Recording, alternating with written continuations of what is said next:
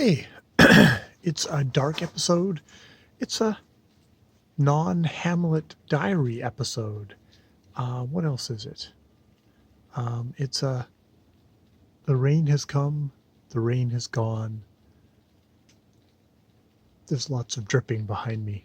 Hopefully you don't have to go to the washroom as you're listening to this video. So yes, um, the end of another day. Didn't get for a swim today, but I did get another wall and a half painted today, which is awesome. And I did that, even if I had to stop and go off and get a roller.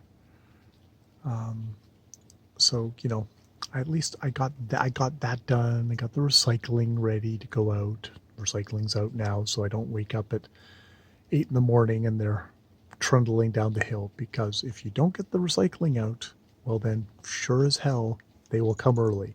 If you get it out, then it'll still be there when you leave for work at 2:30. Yeah, that's the law. They've got sensors or something in the house. Yeah. Did I read a bit of Hamlet today? I may have read a bit of Hamlet today. I'm dragging my ass on Hamlet. I should just say, okay, try and get an act done a day for the next little bit, and that would finish me off. But I really am dragging it. There's some way I'm reading the whole thing about Hamlet, saying that there was a lean, skinny Hamlet that was published in 1604 or something like that.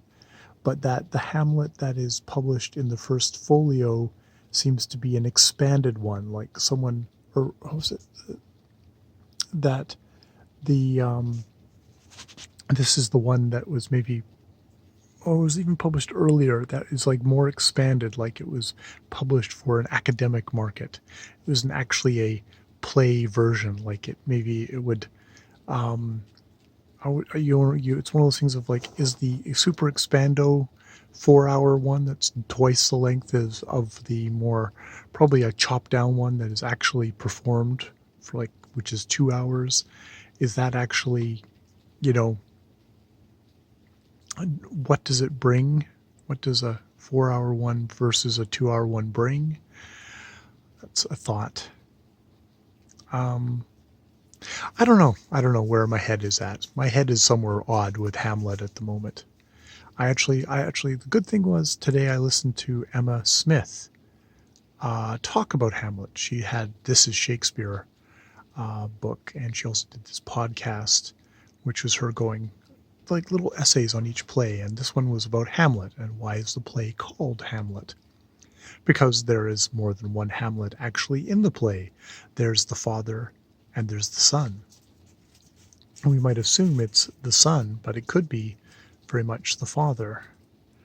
But we have these doubling, we have a father who seems to be over-dominating, is kind of eclipsing the son's life.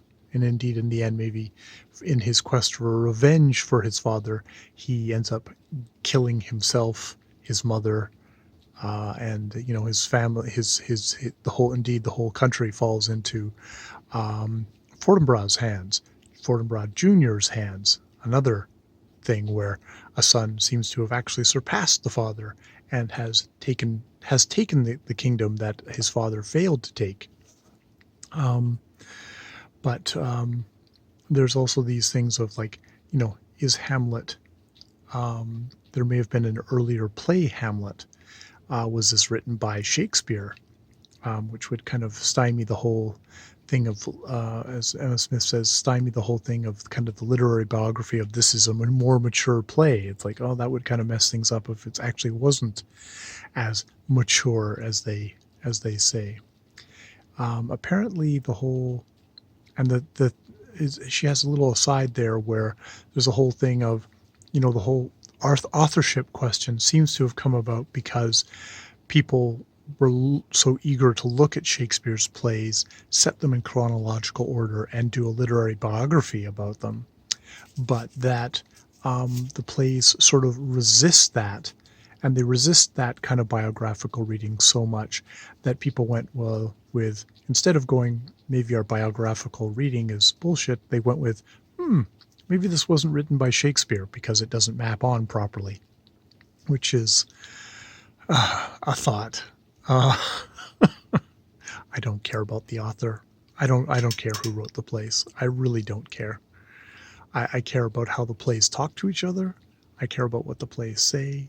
I care about, all the wonderful different interpretations you can get of the plays, but I really don't care about Shakespeare the dude, which is maybe why I resisted getting that Shakespeare biography, the latest one, just because I didn't want to kind of fall down that rabbit hole again. So I didn't, and apparently I probably just wasn't up to it either in a mental energy sort of way, as evidenced by the fact that I'm sloughing along. But actually, yes, I did listen to her podcast about Hamlet. I might actually listen to it again because it had a lot of interesting stuff in it, some of which I've just listed here. But, and there's the biographical reading of Hamlet is Hamnet, his dead infant son, or that, this is around when his father died. You see all these biographical readings, which, I don't know if they really do much for me. There's also just a sort of the thing of the anxiety of succession. There being the whole thing that satires and histories were actually banned around the time of him writing all these tragedies. So you have to write tragedies that are dislocated in time and space, so you can still explore these issues that are really concerning to people at the time of succession, of old queen, new king, that all those questions kind of up there, and the ideas of death, and Catholic death versus Protestant death, and how we're dealing with this on a mental thing in this era where people were Catholics, then we're Protestant, then we're Catholic again, then we're Protestant again, and now seem to be solidly Protestant, but you still have people being hidden Catholics and stuff like that. All this happening, all this bubbling away, and the playwrights doing stuff about it. Also, the thing about in this play, that this play is talking to the text, which is the Revengers Tragedy by Kit. Not Marlowe. Whoever did the Revengers Tragedy is like the big, I think what Emma Smith called it was like the Star Wars of its time, with Hieronymo, and that whole thing of revenge.